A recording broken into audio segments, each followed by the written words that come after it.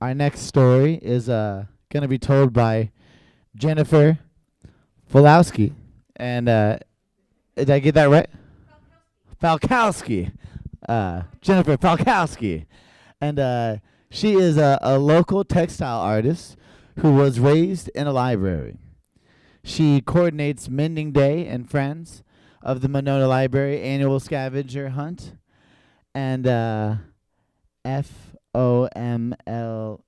Oh, that's the same thing. Okay, that's the whole thing abbreviated. I'm sorry.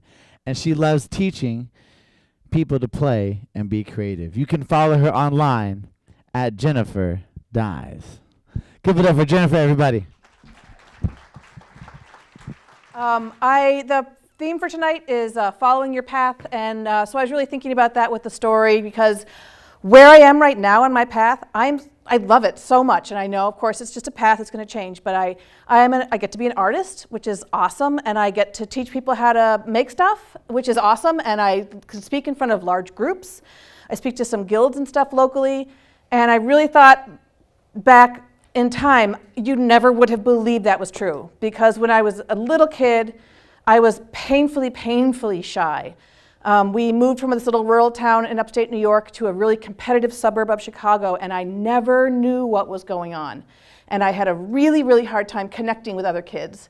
And there was this one time I remember I was like 9 or 10, and there was this group of girls, and they would meet by the door to the cafeteria after recess, like we're waiting to go back in, and they would talk to each other. And I thought they were fascinating because they just knew what to talk about.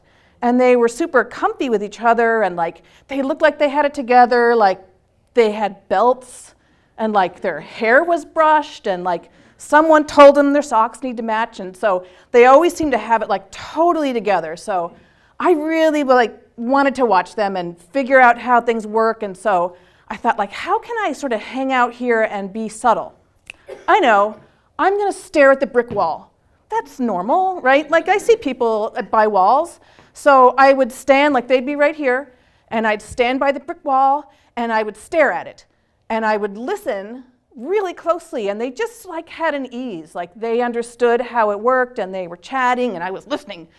And I did it for a while, and then one day I heard, "Hey, Jennifer."